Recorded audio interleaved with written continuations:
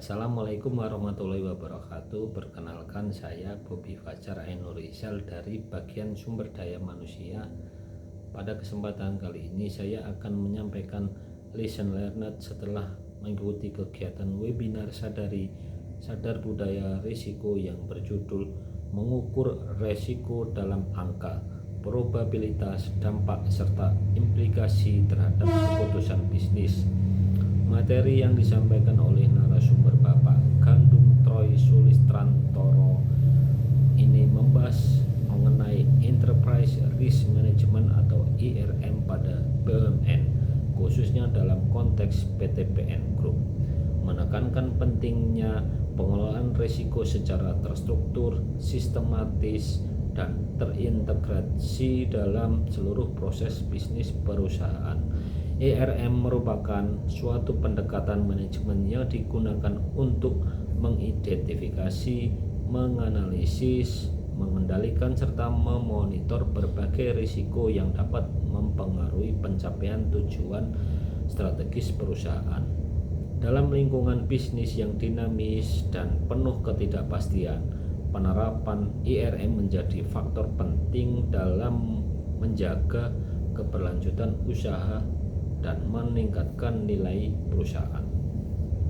Penerapan ERM pada BUMN didasarkan pada prinsip tata kelola perusahaan yang baik atau Good Corporate Governance. Risiko tidak hanya dipandang sebagai suatu potensi kerugian, tetapi juga sebagai peluang yang dapat dikelola secara efektif untuk meningkatkan kinerja organisasi. Oleh karena itu, setiap unit kerja diharapkan mampu mengidentifikasi risiko yang berkaitan dengan kegiatan operasional, keuangan, strategis, maupun kepatuhan terhadap regulasi.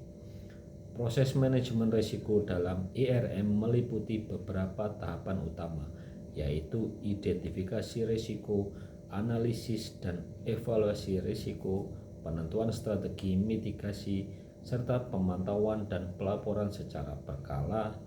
Identifikasi risiko dilakukan dengan memahami proses bisnis dan potensi permasalahan yang mungkin terjadi. Selanjutnya, risiko dianalisis berdasarkan tingkat kemungkinan terjadinya dan dampaknya terhadap perusahaan.